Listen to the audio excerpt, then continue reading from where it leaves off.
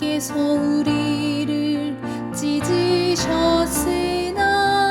토론하게 하실 것이요 우리를 치셨으나 싸매어 주실 것임이라. 여호와께서 이틀 후에 우리를 살리시며 셋째 날에 우리를 일으키시리니 우리가 그의 앞에서 살리라. 그러므로 우리가 여호와를 알자. 여호와를 알자. 힘써 여호와를 알자. 힘써 여호와를 알자. 그의 나타나시는 새벽빛까지 어김없나니 비와 같이 땅을 적시는 늦은 비와 같이 우리에게 임하시리라.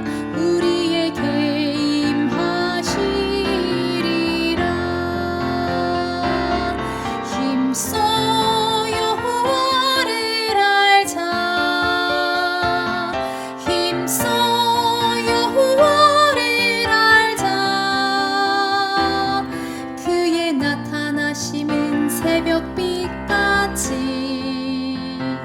어김없나니 비와 같이 땅을 적시는 늦은 비와 같이 우리에게 임하시리라. 우리에게 임하시리라. 호세아 6장 1절로 3절.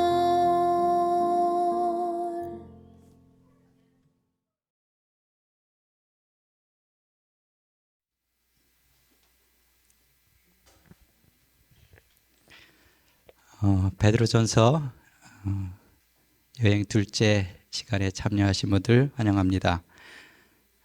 지난 시간에 이어서 베드로전서 두 번째 주제를 함께 생각해 보겠습니다. 지난 시간에는 고난에 관한 주제를 다뤘고요. 이 시간에는 복종과 관련된 주제를 다루겠습니다. 둘 다 굉장히 부담스러운 주제입니다. 이 복종과 관련돼서는 특별히 베드로가 우리가 부르심을 받은 이유가 이 세상을 향해서 아름다운 덕을 선포하기 위해서 부르심을 받았다 했거든요. 그러면 방법론적인 문제인데 우리가 어떻게 아름다운 덕을 선포할까요? 그걸 구체적으로 말하고 있습니다. 너희가 이방인 중에서 행실을 선하게 가져라는 말을 해요. 그러니까 이방인 중에서 우리가 선한 행실을 가져서 남을 대함으로써 이 세상의 아름다운 덕을 선포한다 했습니다. 그러면서 이어서 나오는 말씀이 뭐냐면 인간의 모든 제도를 주를 위하여 순종하되 혹은 위에 있는 왕이나 이런 말을 해요. 그러니까 이 세 말씀이 연결이 되어 있어요. 아름다운 덕을 선포하는 것과 그 다음에 이방인 중에서 선한 행실을 가지는 것과 그 다음에 위에 있는 제도에 순종하는 것이 어떻게 되어 있어요? 같은 연결된 말씀이라는 것을 기억하시면 좋겠습니다. 그럼 여기서 우리가 이제 복종의 이유가 그렇다면 오늘 말씀을 들으면서 지난 시간에 고난에 대한 말씀 들으셨잖아요. 이 고난과 복종 사이에도 관계가 있을까요? 있겠죠. 그래서 말씀을 들으면서 이 도표를 보시면서 고난과 또 복종은 서로 어떤 관계가 있을까? 이런 것도 생각하시면서 성경을 우리가 읽고 듣는 것도 괜찮습니다. 우리가 다양한 관점에서 성경을 볼 수가 있거든요. 자, 특별히 이 복종 혹은 순종이라는 말이 역시 또 베드로전서에 굉장히 많이 나오는 단어입니다. 여기 순종이라는 단어가 여기 특별히 무엇과 관련돼서 나오나 하면 하나님의 말씀이든지 그리스도든지 이런 것과 관련돼서 여기 3번 초반부에 나와요. 베드로전서 1장 2절 14절 22절에 보면 성령이 거룩하게 하심으로 순종함과 또 너희가 순종하는 자식처럼 너희가 진리를 순종함으로 이런 순종의 대상이 나오고 또 그 다음에 3장부터 2장부터 보면은 2장, 3장, 5장에 보면은 네 순종의 대상이 나옵니다. 첫 번째 임금이나 총독과 같은 이 세상의 제도에 순종하라는 얘기가 나오고 그 다음에 그 당시가 이제 노예 사회였기 때문에 노예들에게 특별히 주인에게 순종하라고 해요. 그 다음에 3번째는 아내들에게 남편에게 순종하라는 말씀이 나와요. 그 다음에 마지막으로 젊은 자들이 교회 장로들에게 순종하라는 말씀이 나옵니다. 그런데 여기 앞에 이 노란 부분하고 파란 부분을 보면요, 순종의 대상이 다르죠. 위에는 하나님의 말씀이나 하나님과 관련된 부분이에요. 밑에는 우리 사람과 관련된 부분이에요. 여기에 나오는 순종이라는 단어 자체가 다릅니다. 번역은 똑같이 순종으로 돼 있어도 이 윗부분에 이 순종이란 말은 원래 어떤 말이 합성되었냐면은 여기 아래서라는 히포하고 듣는다는 아코라는 말이 합성된 말이에요. 그러니까 순종한다는 것은 아래에서 듣는 거예요. 귀로. 그런데 여기 인간들에게 하는 순종은 좀 다른 용어가 쓰였습니다. 이거는 아래라는 히포에다가 여기 타소라는 배치하다는 말이 쓰였어요. 그러니까 밑에다가 자기를 두는 거예요. 그래서 영어로는 여러분 둘 다 순종이지만은 좀 더 정확하게 번역하면 위에 것은 순종 맞아요. 근데 밑에 부분은 복종이라는 말이 더 좋은 번역입니다. 그러니까 복종은 그래서 영어로는 여기 obedience예요. 내가 누가 말하면 듣는 순종이고 그다음에 복종은 obedience가 아니고 뭐예요? submission이에요. 나를 밑에다 두는 거죠. 이제 이런 개념의 복종이에요. 그래서 오늘 순종의 대상과 복종의 대상이 약간 다릅니다. 자, 그러면 순종과 복종에 대해서 우리가 생각할 때 몇 가지 떠오르는 나름대로의 궁금증들이 있어요. 딜레마인데 우리가 무조건 순종해야 되는가? 어때요?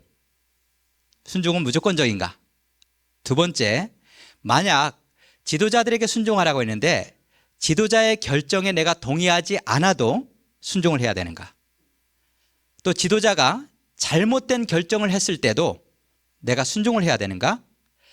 또 지도자가 나에게 잘못된 일을 하도록 시킨다면 내가 순종해야 되는가? 그리고 순종과 복종에는 내가 어디까지 수용하고 어디까지 거절할 그 경계선이 도대체 어딘가? 이제 이런 궁금증들이 들 거예요. 우리가 순종의 문제를 다룰 때, 자, 성 프란시스코가 이런 일화가 있어요. 제자들이 몇 명의 사람들이 두 사람이 제자로 받아달라고 찾아왔어요. 그래서 이 사람이 그 두 사람에게 하나의 일을 시켰는데 뭐냐면 배추를 2개 주면서 배추가 이파리가 아래로 가고 뿌리가 위로 가도록 배추를 심으라 했어요. 그랬더니 한 사람은 이렇게 심었어요. 한 사람은 저렇게 심었어요. 그때 이 프란시스가 누구를 제자로 삼았을까요? 예, 거꾸로 심은 사람이에요. 여러분, 여기서는 어떻게 심는 게 맞습니까? 똑바로 심는 게 맞아요. 그죠? 그러니까 이 순종이나 복종의 개념은 어떻게 보면 옳고 그름의 개념은 아니에요. 이 똑바로 심은 사람은 뭐 하기가 딱 좋은 사람은 농부하면 딱 좋은 사람이에요. 근데 제자의 자격은 없어요. 제자의 가장 중요한 덕목은 뭐죠? 복종이라는 거죠. 그걸 가르치고 있어요. 그래서 우리가 오늘 이 시간에 순종은 무엇이고 복종이 무엇인가, 아까 제가 원어적으로 의미가 다르다는 말씀을 드렸어요. 밑에서 듣는 것과 밑에 자기를 두는 것. 그죠? 그러니까 복종은 약간 위치와 관련된 개념이에요. 순종은 듣는 것과 관련된 개념이고 복종은 어떤 서열과 위치와 관련된 개념으로 우리가 이해하시면 좋습니다. 먼저 간단하게 정의를 하면 순종은 명령이나 지시에 대한 반응이에요. 이거 해, 저거 해. 거기서 내가 순종할까 말까. 그래서 이것은 행동 반응입니다. 누가 뭘 시키면 내가 어떻게 반응할지 행동 반응과 관련되어 있어요. 그리고 조건적입니다. 내가 안 들을 수도 있어요. 그 지시를 안 따를 수도 있어요. 근데 복종은 권위에 대한 반응이에요. 그러니까 반응하는 반응체가 달라요. 그래서 그 사람의 권위에 대해서 내가 어떻게 반응할 것입니다. 이거는 행동 반응이 아니고 태도와 관련된 부분입니다. 그리고 이거는 조건적이 아니고 무조건적이에요. 그러니까 복종은 복종해도 되고 안 해도 되는 조건이 없고 복종은 무조건 복종이에요. 근데 순종은 무조건적이 아니고 조건적이라는 것을 기억하면 좋습니다. 여기 사도행전에 보면 베드로와 요한이 대답하여 이르되, 여기서 무슨 말이에요? 하나님 앞에서 너희 말을 듣는 것이 하나님 말씀 듣는 것보다 옳은가 판단하라. 이건 무슨 이슈예요? 복종의 이슈예요? 순종의 이슈예요? 순종이 듣는 거잖아요. 네 이거 해 했는데 그대로 할지 안 할지. 이건 순종의 이슈예요. 그러니까 순종은 여기 이 사람들 했어요, 안 했어요? 안 했죠. 그러니까 조건적이죠. 그런데 밑에 있는 베드로에서 우리가 4가지 인간제도, 또 주인, 남편, 그 다음에 장로들에게 순종하라 했을 때 그 순종은 복종입니다. 그래서 인간의 모든 제도를 주를 위해서 여기서 순종이나 복종으로 읽으셔요. 앞으로 복종하라 했어요. 이거는 조건적이에요, 무조건적이에요? 무조건이에요. 밑에 보시면은 까다로운 주인한테도 뭐하라 했죠? 복종하라 했어요. 그러니까 사람 가려서 조건 따서 복종할지 안 할지 선택하는 게 아니고 무조건적이에요. 그러니까 순종은 조건적이지만 복종은 무조건적이에요. 그래서 이 순종과 복종의 관계를 이렇게 가만히 보면 우리가 이렇게 이해할 수 있어요. 분명히 권위가 있어요. 그죠? 권위의 대상이 있는데 이 권위의 대상에 대해서 내가 순종할 때가 있고 복종할 때가 있겠죠. 그런데 복종은 아까 말한 그 디폴트예요. 초기값이에요. 복종은 항상 기본입니다. 그러면 뭐만 변수가 될까요? 복종은 항상 무조건적이면 뭐가 변수예요? 그 다음부터는 순종할지 말지가 변수가 되겠죠. 자, 이 권위에 대해서 한번 성경의 예를 보면 여러분 우리가 복종도 해야 되고 순종도 해야 되는 대상이 있죠. 그렇죠? 여기 히브리서에 보면 너희를 인도하는 자들에게, 우리 교회 지도자들이에요. 어떻게 하라 했어요? 순종도 하고 복종도 하라 했어요. 이해되죠? 이건 순종과 복종이 같이 되는 경우고, 또 이런 경우가 있어요. 복종은 하지만은 뭐는 안 할 때, 순종하지 않을 때가 있겠죠. 야, 그런 상황이 어떤 상황일 것 같아요? 여기 예를 제가 하나 들면은 다니엘서 3장에 보면 다니엘의 세 친구 얘기가 나오잖아요. 느부갓네살이 금신상을 만들고 뭐 하라 합니까? 절을 하라 하죠.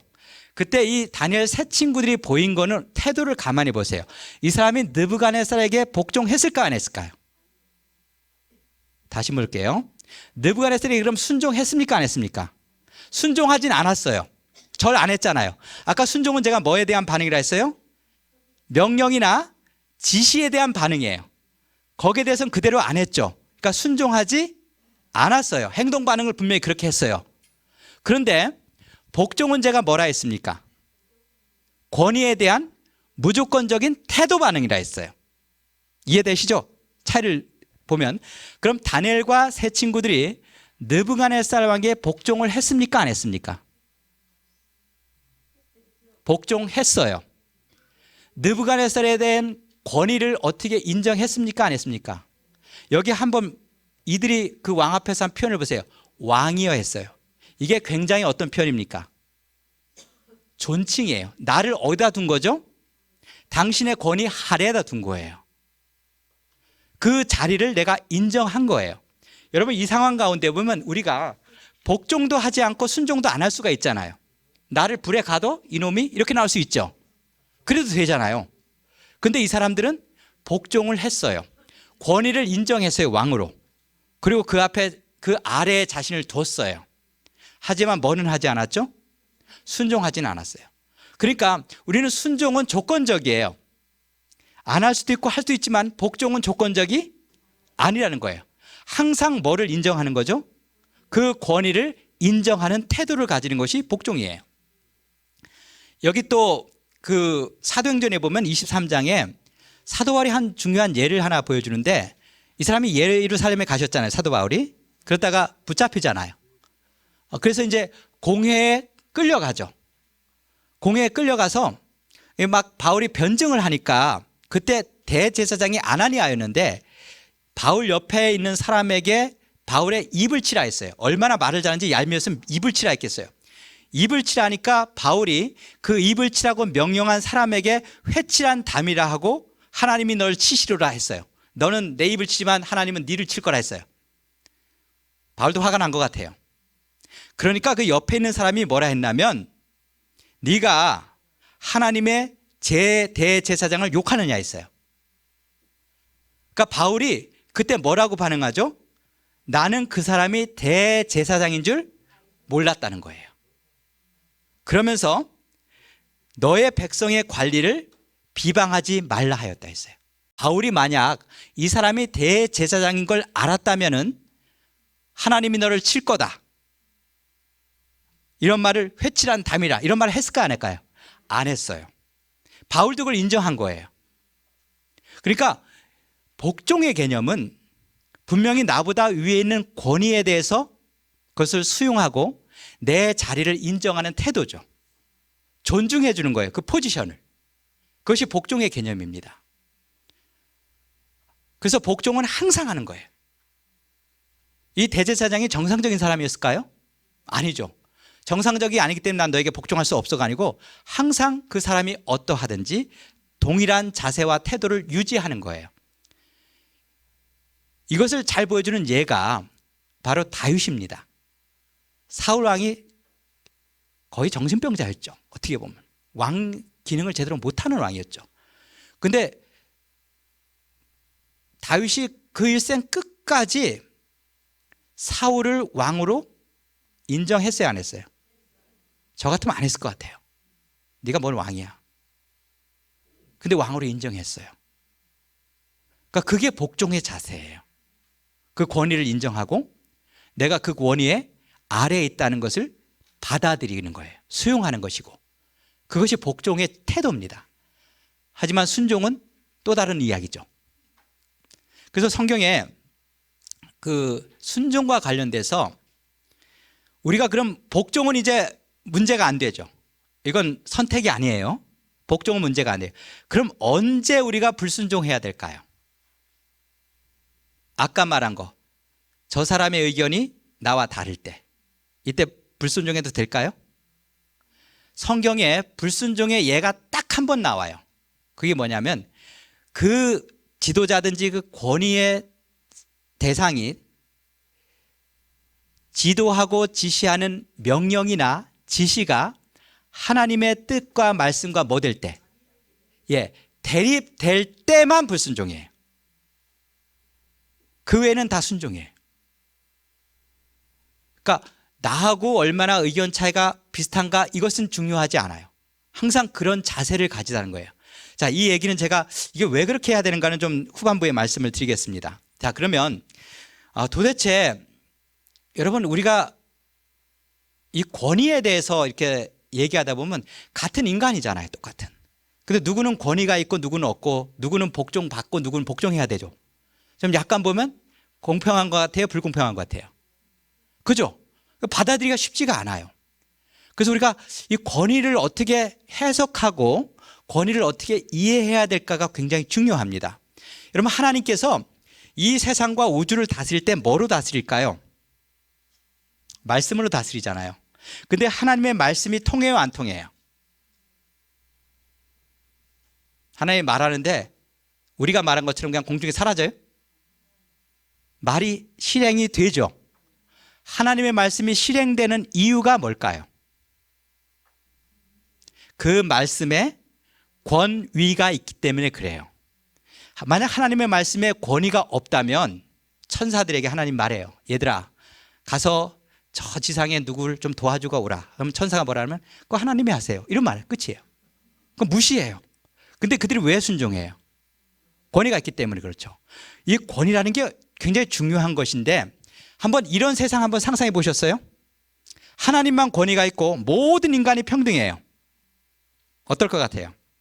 청년이나 장로나 주인이나 종이나 남편이나 아내나 부모나 자녀가 다 똑같아요. 아주 평등해요. 어떨 것 같아요? 참 살기 좋은 세상 같죠? 자, 부모가 자녀에게 가서 물 떠와라. 그럼 어떨까요, 자녀가? 아빠가 떠서 드세요. 이러겠죠. 왜요? 평등하니까. 그렇죠? 왕이 여봐라 저곳에 길을 새로 내도록 하여라 하면 뭐라 할까요? 왕이 직접 하세요? 어떨 것 같아요? 굉장히 살기 좋은 세상일까요? 아니죠.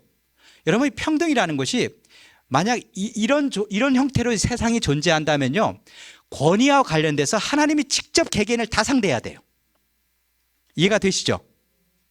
그래서 하나님께서는 이 권위를 위해서 권위를 위임하십니다. 이 권위라는 것이 어떻게 생기냐면 권위는 위계에서 생겨요. 위계라는 말 별로 안 좋아하죠, 우리. 위계 질서. 저도 제일 안 좋아하는 말 가운데 하나예요. 위계에서 권위가 생겨요. 위계라는 것은 여러분 권위는 힘이잖아요. 그죠? 권위는 힘인데 힘은 평평한 데서 힘은 생기지 않아요. 힘은 높낮이 차이에서 힘이 생깁니다. 여기 보시면 바람이 불죠. 여러분, 바람도 힘이거든요. 이 바람이 왜 불까요? 기압의 차이가 있기 때문에 바람이 불어요. 그럼 기압차가 없으면 바람 안 붑니다. 그런데 여기 우리 그 에너지 가운데 이 포텐셜 에너지라는 것이 있어요. 이게 위치 에너지라고 하는데 이 위치 에너지는 어떤 특정한 위치에 있는 것 그 자체로 뭐가 돼요? 에너지가 돼요. 여러분, 이 자전거가 맨 꼭대기에 있거든요. 이 에너지일까요? 이 자체가 에너지예요. 왜냐하면 이거는 밑으로 그냥 툭 치면 어때요? 여기다 뭐 기름 뗄 필요 있어 없어요?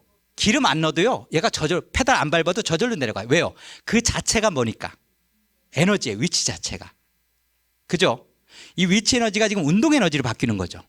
전환이 가능해요. 그러니까 어떤 특정한 위치에 있는 것 자체가 뭐죠? 힘이에요. 그게. 힘은 변화를 만들어내요. 권위는 힘이에요. 그럼 권위는 어디서 나올까요? 수평적인 데서 권위는 안 나와요. 권위는 항상 편차에서 나오게 돼 있어요. 이게 물리법칙이든지 사람 사는 원리가 똑같습니다. 자, 그렇다면 이것을 이 성경의 마태복음에 보면 한 백부장이 예수님께 찾아오잖아요. 그래서 자기 종 병 고쳐달라 하죠. 그러니까 예수님이 너무 감동받아서 그 사람의 집을 방문하겠다니까 우리 집에 오지 말라요. 다만 뭐만 하라죠? 말만 하라요. 그러면서 이 사람이 중요한 얘기예요. 나도 남의 어디에 있어요? 밑에 있는 사람이에요. 밑에 있으니까, 그리고 내 아래도 군사가 있어요. 그러니까 나도 밑에 있으니까 그 사람이 하라는 대로 해요. 그러니까 위치가 뭐를 만드는 거예요? 힘을 만드는 거예요. 그리고 내 밑에도 사람이 있으니까 그 사람이 내가 시키는 대로 해요. 그 포지션이 뭐를 만들죠? 힘을 만들어요. 그러면 하나님께서 이 세상에 그분이 가진 권위를 아까 1대1로 다 사용할 수 없어서 사람들을 통해서 권위를 행사하게 하실 때 뭐를 할까요? 권위를 부여하기 전에 뭐를 만드시겠습니까? 위치 차이를 만들어요. 이게 하나님이 일하시는 방법이에요. 여기 시편 8편에 보면 사람이 무엇이간데 이런 얘기 하시잖아요. 그 사람을 여기 개역 개정에는 하나님이라고 번역했는데 옛날 개역 한글에는 천사라고 돼 있어요. 이게 둘 다 번역이 가능해요. 하늘의 존재라고. 그래서 뭐가 됐든 그를 천사 혹은 하나님보다 사람을 조금 뭐하게 만들었어요? 밑에 낮게 만드셨어요. 그리고 만물은 또 어디다 뒀어요? 사람 발 아래 뒀어요. 자, 만물도 사람들과 똑같은 위치에 두고 사람에게 다스리라 하면 다스려질까요? 안 다스릴까요?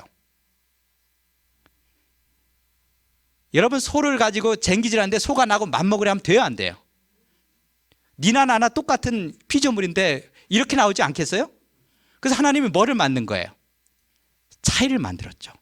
차이를 만들어야 권위가 행사되고 권위가 행사될 때 다스림이 가능한 거죠. 이게 이치잖아요. 하나님이 이런 위계를 만드셨어요. 그래서 우리 오늘날 지금 사는 분들에겐 이 위계가 솔직히 불편한 개념이에요. 우리는 너무 평등주의, 민주주의 여기에 굉장히 익숙하다 보니까 위계가 굉장히 어떤 불편한 개념 가운데 하나죠. 그럼에도 불구하고 위계는 정말 필요하죠. 여기 베드로전서 3장 5절에 보면은 남편들에게 아내가 복종해야 된다는 얘기를 하면서 베드로가 누구를 예로 들냐면 사라예요. 근데 사라가 아브라함을 어떻게 했다 했어요? 주라 칭하여 뭐 했다고 했죠? 이 순종은 뭐라고 했어요? 아까 제가 복종이에요. 그러니까 이 복종이는 자기 자신의 위치를 아는 거예요. 그러니까 아브라함 밑에 자기를 둔 거예요. 그게 복종이에요. 그러니까 그 위계 질서를 내가 수용하는 하나의 태도가 복종이라는 개념입니다. 그게 굉장히 중요한 개념이죠. 태초에 시작된 죄가 결국은 그 원인이 뭐라고 성경에 나오나요? 자기 자리를 지키지 않은 천사예요. 이해하시겠죠? 천사가 자기 자리를 지키지 않고 어디 간 거예요? 내 자리를 어디에 둬? 하나님 자리에다 둔 거죠. 결국 복종의 문제가 이 세상의 죄의 시작과 역사를 같이 하죠. 그래서 하나님께서 만드신 어떤 권위의 위계 단차가 있고 거기서 나의 일치와 권위의 대상 일치를 수용하고 인정하는 그 자세와 태도가 바로 복종이라는 개념입니다. 여기 아까 제가 첫 번째는 존재에 따른 위계를 말씀드렸어요. 그러니까 그 위계가 내 선택과 관계없이 태어나면서도 정해진 위계가 있죠. 있어요, 없어요? 태어났더니 난 사람으로 태어났고 태어났더니 난 강아지로 태어난 거예요. 이건 내 선택한 거? 아니죠. 태어났더니 난 천사로 태어났고 나는 사람으로 태어났어요. 이건 내가 정하지 않고 존재에 따라서 위계가 그냥 정해진 위계가 있어요. 나는 그렇게 선택하지 않는데 내 천사 위치 못 받아들여. 이렇게 할 수가 없는 거예요. 그 다음에 두 번째 우리가 생각할 위계가 역할에 따른 위계가 있습니다. 역할 때문에 단차가 생기는 거예요. 아마 군대 가보신 분들은 오른쪽에 병장과 왼쪽에 이등병인데 여러분 정말 이등병 이거 달고요. 병장을 딱 보면요. 진짜 이렇게 보여요. 이해 안 되죠? 진짜 이렇게 크게 보여요. 키가 150, 160밖에 안 돼도요. 이렇게 보여요. 진짜. 저보다 키가 훨씬 커 보이고 체격도 커 보여요. 이미 그 계급이라는 차이가요. 뭐를 만들죠? 이 후광 효과를 작동해요. 그래서 그게 힘을 만들어요. 그 차이가 힘을 만들거든요. 그런데 여러분 제가 제대하고요. 1등병도 이제 길에서 보고 병장도 보거든요. 어떻게 보일까요? 저렇게 보여요. 다 조만한 애처럼 보여요. 참 안 됐다. 이렇게 보여요. 여러분 그러니까 내가 어느 위치에 있느냐에 따라서 전혀 어떻게 해요? 다르게 보이죠. 이게 신기하지 않아요? 그러니까 그 맥락을 벗어나면요. 그 역할의 맥락을 벗어나면요. 갑자기 있던 힘이 없어 보여요. 여러분 병장 같은 거 정말 어떻게 보면 어떻게 보이냐면 거의 전지전능? 무소불위? 이렇게 느낌으로 와요. 근데 내가 밖에서 보면은 정말 연약한 애예요. 역할이 뭐를 만들죠? 높낮이 차이를 만들고 그게 힘을 만들어요. 힘을 느끼게 만들어요. 그래서 우리가 그 힘에 복종하고 압도가 되는 것이죠. 그런데 이 역할과 권위라는 게 어떻게 보면 되게 재밌는 게요. 이게 한계가 있어요. 이게 재밌는 게 하나님께서 어떤 사람을 왕으로 삼고 교회에서 장로가 되기도 하고 그냥 교회에서 그냥 평신도로 일하고 주인과 종의 관계 있고 남편과 아내 관계가 있잖아요. 그런데 이 역할이라는 게 전지전능하지가 않아요. 여기 보세요. 여기 어떤 주인은 종에게는 자기가 역할로는 뭐예요? 권위자죠. 종과 관계에서는 최소한 자기가 뭐예요? 권위자예요. 그럼 내 권위를 누구에게는 행사할 수 있어요? 종에게는 행사하고 종은 그 권위에 뭐 해야 되죠? 복종을 해야 돼요. 그렇죠? 근데 이 주인이 여자 주인이에요. 이 주인이 집에 갔어요. 그럼 거기서도 이렇게 될 수 있어요? 아니죠. 그땐 이 여자 주인은 누가 생겼어요? 자기의 권위의 대상이 또 생겼죠. 이해가 되시죠? 또 이 주인이 누구에겐 또 똑같은 복종을 해야 되죠. 왕이나 자기보다 위에 있는 권위가 있어요. 그러니까 세상이 공평한 게요, 모든 사람은요 다 섬겨야 될 권위의 대상이 있어요. 없으면 최소한 누구라도 있냐면 부모님이라도 계세요. 부모 없는 사람 없잖아요. 임금님도요 권위의 대상이 있을까요? 있어요. 누구? 자기 부모. 아니, 인간 사회에서 최소한 임금도 자기 부모의 권위는 뭐 해야 돼요? 부모한테서도 임금 노릇해야 돼요? 아니죠. 그러니까 이 역할마다 그 권위의 한계가 정해져 있고 그 역할을 벗어났을 때는 그 권위가 연장선 되지 않는다는 것입니다. 그러면 참 권위는 공평하죠. 왜 나는 종이고 저 사람은 주인이에요? 이렇게 원망할 수 있어요. 근데 그 주인도 뭐가 있다고요? 섬겨야 될 권위의 대상이 있다는 것이죠. 그러니까 모든 사람이 공평해요. 이런 면에 있어서 그것을 기억하시면 좋겠어요. 그래서 하나님께서는 이런 권위의 역학관계를 통해서 우리에게 뭔가를 하시는 것 같아요. 그것은 제가 지난 시간에 빌레몬서 강의할 때 예를 드렸던 것인데 기억나시는 분도 있을 거예요. 들으셨던 분은 여기 이자익이라는 분이 원래 조덕삼이라는 분의 집의 머슴이에요. 그런데 같이 교인이 됐어요.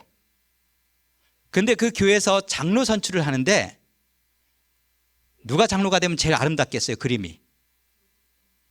예, 주인이 장로가 되고, 그렇죠, 종이 안 되는 게 제일 아름다운 그림이잖아요. 근데 누가 장로가 됐냐면은 머슴이 장로가 됐어요. 그럼 교회에서도 이 조덕삼 장로가 이 이자익이라는 이분을 머슴 취급하면 돼요, 안 돼요? 아니죠. 이땐 컨텍스트, 맥락이 바뀌었어요. 그래서 이분이 이렇게 말해요. 나는 하나님의 뜻을 경험히 받아들여 이자익 장로를 잘 받들고 교회를 잘 섬기겠습니다. 그럼 이분들이 집에 가면 어떻게 할까요? 역할이 바뀌겠죠. 이자익 이분이 조덕삼 주인을 섬기겠죠. 그러니까 이 권위와 복종의 관계는 사람에게 준 것이라기보다도 뭐에게 준 것 같아요? 그 역할에게 줬다고 보시면 좋아요. 그러니까 그 권위가 어디서나 통하질 않아요. 여러분, 사단장님이 군대에선 최고 잘 나가잖아요. 근데 여기 민간 세상에 나와서도 차립격리하면 돼요, 안 돼요? 안 되죠. 이미 역할이 그 군대라는 바운더리에서만 권위 행사가 돼요. 한계가 그만큼이라는 것을 기억하시면 좋습니다. 그 다음에 아까 제가 이제 평등과 관련된 문제를 말씀드렸는데요. 이 평등과 권위의 관계를 한번 이렇게 보시면 좋을 것 같아요. 여기 갈라디아 3장에 보면 원래 하나님은 모든 인간을 어떻게 보셔요? 누구 높고 누구 낮고 보세요? 여기 보시면 유대인이나 헬라인이나 종이나 자유자나 남자나 여자나 다 그리스도 안에서 똑같아요. 이런 그림이에요. 평행이에요. 이런 그림이 맞는데 아까 이런 그림대로 이 세상이 돌아가지 않죠. 돌아갈 수도 없죠. 실질적으로는 그럼 권위를 하나님께 어떻게 행사하시냐면은 여기 처음에 로마서에 보면은 종과 주인의 관계를 한번 보세요. 평등하지만은 분명히 이 종과 자기 주인 관계는 분명히 무슨 관계예요? 평등해요? 위계가 있죠. 그런데 여기서 다른 집 주인이 그 종에게 권위를 행사하면 돼요, 안 돼요? 안 되죠. 로마서의 가르침이잖아요. 그러니까 종은 복종할 때 누구에게만 복종하면 돼요? 자기 주인에게만 복종하면 돼요. 옆집 주인한테 복종할 필요 있어요, 없어요? 없어요. 그리고 옆집 주인은 남의 집 주인한테, 종한테 복종을 명령할 수 없어요. 이런 한계가 있어요. 그러니까 평등과 위계의 개념을 이렇게 이해하시면 돼요. 그러니까 옆집 주인하고 이 집 종하고는 실질적으로는 어떤 관계예요? 평등 관계예요. 위계는 여기서만 통한다는 것이죠. 그럼 또 하나, 여자와 남자 관계예요. 여러분, 여자와 남자는 평등합니까? 남자가 여자보다 높아요? 성경에 보면 많은 분들이 아내들이요 자기 남편에게 뭐 하듯 복종하기를 누구한테 하는 것처럼 말했어요. 예수님 주님께 하는 것처럼 하라 했어요. 그러니까 남편은 누구하고 레벨이 같은 거예요. 하나님하고 레벨이 같은 거잖아요. 그래서 이 성경절을 이용해서 여자가 말이야 이러신 분들이 많아요. 그럴까요? 여기서 여자는 누구에게 복종하라고 나왔어요? 옆집 남편이요? 이웃집 남편이요? 자기 남편이에요. 그러니까 이웃집 남편하고 이 여자하고는 어떤 관계예요? 평등 관계예요. 이거 갖고 남녀 평등 하나님께서 어기신다고 주장하면 이건 되게 성경을 잘못 오해하고 있는 거예요. 성경은 남녀 평등이에요. 하나님이 이걸 강조하세요. 다만 이 권위와 위계의 관계는 어디에만 국한돼요? 남편과 아내 관계에서만 국한되는 개념이에요. 바운더리가 분명히 존재한다는 것을 기억하셨으면 좋겠어요. 이걸 보편적으로 적용하면 큰 문제가 생기겠죠. 그러면 하나님께서 이 권위를 그분만, 원래 모든 권위는 누구에게만 속한 거죠? 하나님께 속한 거예요. 그럼 우리에게 내가 어떤 역할 때문에 내가 맡고 있는 권위는 원래 내 거예요, 아니에요? 내 것이 아니에요. 하나님이 나에게 위탁한 거예요. 그럼 하나님이 권위를 위탁할 뿐만 아니라 위탁한 그 권위의 대상을 어떻게 하실까요? 인도하신다는 것이죠. 왜냐하면 그 권위를 자기 마음대로 쓰지 못하게 하기 위해서 하나님께서 인도하신다는 것이죠. 그래서 여기 그럼 우리가 이 세상 권위에 대해서 어떤 태도로 이 세상 권위를 바라봐야 되는가에 대해서 이 두 가지 말씀을 제가 드리겠는데, 권위는 첫 번째는 하향식 투영이라고 제가 말씀드렸는데, 여러분 하나님께서 통치하실 때 하나님이 직접 통치를 못 하시잖아요. 그죠? 이번에 무슨 법 통과시키 하나님이 직접 계시로 말씀 안 하시잖아요. 통치할 때. 그 제가 이번에 나쁜 짓 했는데 얘 살인죄로 얘 감옥에 집어, 하나님이 안 하시잖아요. 다 누가 해요? 사람이 하시죠. 그게 원래 누가 해야 되는 일이죠? 하나님이 하셔야 되는 일이에요. 근데 하나님이 직접 안 하시고 그 일을 누구에게 맡기시는 거예요? 사람에게 맡기시고, 일을 맡기실 때 하나님이 일만 맡기세요? 그분의 권위도 같이 주셔요. 그럼 권위가 있어야 일을 하잖아요. 그래서 인간의 제도에는 하나님의 통치가 그대로 투영이 됩니다. 그래서 여기 인간의 모든 제도를 주를 위해서 순종하라고 했어요. 그래서 그 의미입니다. 여기 보면 왕이나 혹은 그가 악행하는 자를 징벌하고 선행하는 자를 포생하기 위해 보낸 총독에게 하라. 여러분, 악행하는 자를 징벌하고 선행하는 자를 포생하는 일은 원래 누가 해야 되는 일이에요? 하나님이 해야 되는 일인데, 하나님이 인간 제도를 통해서 일을 하시는 것이잖아요. 이해가 되신 거죠? 두 번째, 그러면 권위에 복종한다는 것은 무엇인가 하면은, 우리는 하나님께 직접 복종하기가 어려워요. 하나님의 권위. 왜냐하면 하나님은 뭐 하니까? 보이지 않으니까. 여러분, 우리가 어떻게 매일매일의 삶 속에서 어떻게 하나님의 권위에 어떻게 복종하겠습니까? 보이지 않는 그분에게. 그러면 하나님의 권위에 어떻게 복종할 수 있을까요? 보이는 인간 권위에 복종함으로써 우리는 하나님의 권위에 복종하는 것을 연습해요. 여기 모든 권세는 하나님께 났고, 그래서 권세를 거스리는 자는 하나님의 명을 거스리는 것이라 했어요. 하나님이 동일시시켜 놨어요. 그러니까 인간 권세에게 복종하는 것은 하나님의 권세에 복종하는 것이고, 인간 권세를 거스리는 것은 하나님의 권세를 거스리는 거라고 이렇게 해놨어요. 이걸 일원화시켜 놨습니다. 이게 하나님의 어떤 권위를 바라보시는 어떤 뜻이고 관점이라는 것을 기억하시면 좋을 것 같습니다. 솔직히 불편하죠. 그죠? 옛날에는 권위의 대상이 되게 많았어요. 우린 나이 많아서도 우리가 무조건 복종하고 섬겼는데, 요새는 솔직히 권위의 대상이 없어진 세대에 살고 있어요, 우리가. 그러다 보니까 우리가 복종하는 법을 배우질 못해요. 무조건 복종을. 그러다 보니까 하나님께 대해서 무조건 복종하는 법을 우리가 배울 기회가 굉장히 없습니다. 그렇다면 마지막으로 요 말씀만 드리고 마무리할 텐데, 이 권위라는 것을 제도를 세우시고 권위를 부여함으로써 하나님께서 이걸 통해서 이루고자 하는 뭐가 있을까요? 뜻이 있겠죠. 여러분, 하나님께서 인간 권위에 복종하라고 하신 이 말씀을 언제 주셨는지 혹시 기억하시나요? 인간 제도가 잘 정상적으로 작동할 때 이 말씀을 주셨나요? 이 말씀을 언제 줬어요? 로마서와 베드로전서요. 이 시대가 어떤 시대인 줄 아시죠? 가장 잔혹한 시대잖아요. 폭군이 존재할 때예요. 이 말씀이 지도자들이나 권위자들이 정상적인 사고를 가지시고 판단 잘하고 할 때 이 말씀을 주신 게 아니고 가장 악한 인간 제도가 존재했을 때 주신 말씀이에요. 그런 시대에도 이 제도에 뭐 하라는 거예요? 복종하라는 거죠. 다시 말씀드립니다. 복종과 순종을 헷갈리지 마시기 바라요. 이제 안 헷갈리시죠? 복종하라고 주신 말씀이에요. 자, 첫 번째, 네 가지 특별히 제도가 나와요. 첫 번째는 국가에서 우리가 만날 수 있는 제도에 복종하라고 하죠. 근데 대부분의 국가 제도 자체는 어때요? 국가에서 도둑질 권장하는 국가 혹시 있나요? 거의 없죠. 여러분, 북한에서도 도둑질 권장할까요? 북한 되게 나쁜 국가잖아요.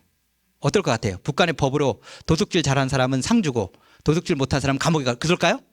북한도요, 도둑질을 뭐 해요? 나쁘게 해요. 북한은 그럼 부모 공경을 권장하지 않을까요? 해요. 그러니까 국가라는 게요, 어떻게 보면 시스템이요, 그래도 무정부 시스템보다는 나아요.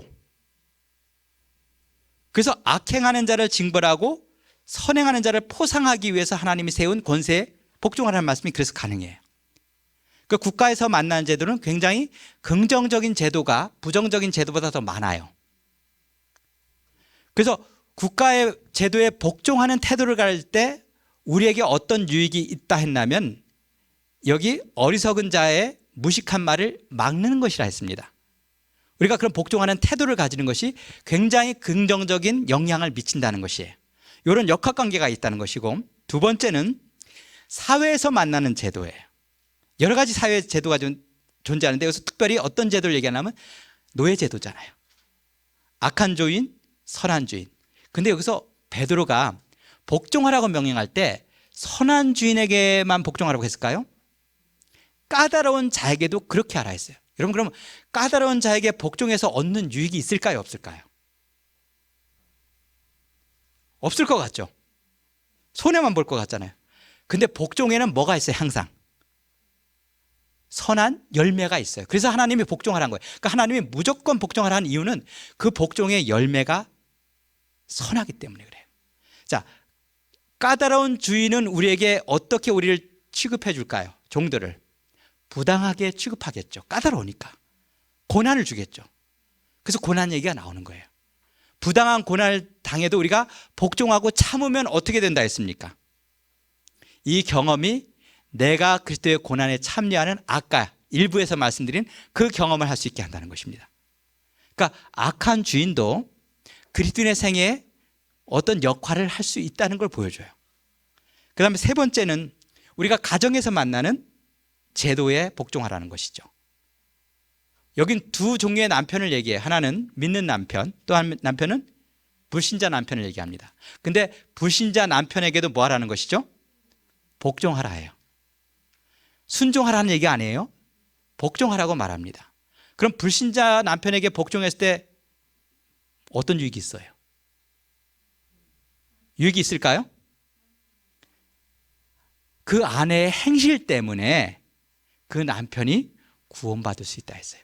그러니까 복종은 항상 무슨 열매를 내게 돼 있어요? 선한 열매가 맺히게 돼 있어요. 복종의 대상이 어떠한가는 중요하지 않고 무조건적인 복종을 할 때 하나님께서 그 복종을 통해서 선한 열매를 맺히게 한다는 거예요. 하나님의 어떤 계획 같아요. 복종하지 않으면 얻을 수 없는 결과들이잖아요. 이것이. 그 다음에 교회에서도 우리가 만나는 권위가 있습니까? 있죠. 교회에서 만나는 권위가 있어요. 우리 목사, 장로, 집사, 하나님께서 권위를 세우셨어요. 이들에게 우리가 어떤 자세와 태도를 가져야 될까를 보여줍니다. 그래서 우리가 이 특별히 교회에서 만나는 제도에서는 무엇을 강조하냐면 권위를 가진 사람의 책임에 대해서도 얘기합니다. 정말 양무리를 치되 억지로 하지 말고 하나님의 뜻에 따라 자원하는 마음으로 어떤 자세로 권위를 행사할지 분명히 말해줘요. 하지만 이 권위가 행사될 때 어떤 자세로 이 권위자에게 복종할지를 얘기합니다. 그때 어떤 열매가 맺혀요? 하나님께서 서로 겸손으로 허리를 동일 때 그들을 높이신다는 얘기를 해요. 그러니까 모든 권위에는 우리가 복종하게 될 때 하나님이 의도하신 선한 열매가 있다는 것입니다. 그래서 하나님은 이 권위와 복종의 역학을 통해서 이 땅에서 우리에게 어떤 이루고자 하시는 그분의 섭리와 계획이 있다는 것을 우리가 인정하신다면 어떤 선택적인 복종이 아니고 하나님께서 말씀하신 정말 내 위에 있는 그 존재들에 대해서 내 위치를 인정하고 존중하고 나를 그 자리에 두고 그것을 존중하는 그 태도로 대하고 살 때 분명히 우리 삶에는 그렇지 않고 살 때와 다른 선한 열매와 하나님의 뜻이 우리 생애에 맺힌다는 것을 기억하시면 좋겠습니다. 말씀을 마치겠습니다.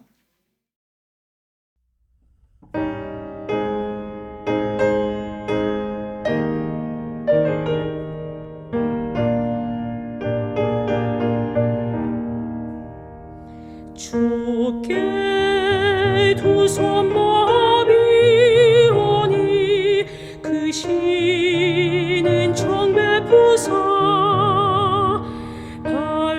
밝아오는 이 아침을 환히 비춰주소서. 주여 우리 모든 허물을 주님의 피로 씻으사 하나님 사랑 안에서 행복을 갖게 하소서. 서로 믿음 안에서 서로 소망 가운데 서로 사랑 안에서 손잡고 가는 길. 주여 사랑의 종소리가 사랑의 종소리가 이 시간 우리 모두를 감싸게 하여 주소서. 주께 두 손 마비 오니 그 시는 정 베푸사 예비하신 주의 동산에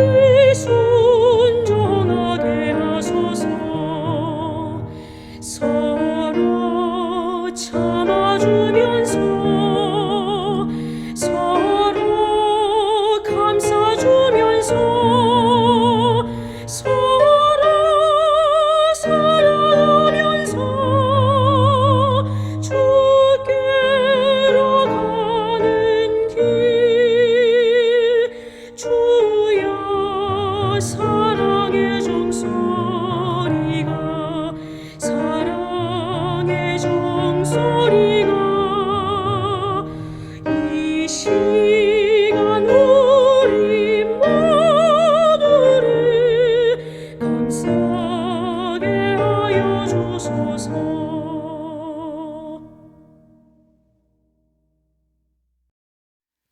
아버지 하나님, 오늘 말씀을 통해서 우리 삶 속에 만나는 수많은 권위의 대상들을 기억하게 도와주시고 그들에게 하나님께서 권위를 위임하셨음을 기억하게 하셔서 우리가 그들을 대함으로써 하나님을 모시고 섬기는 법을 배우게 도와주시옵소서. 예수님의 이름으로 기도합니다.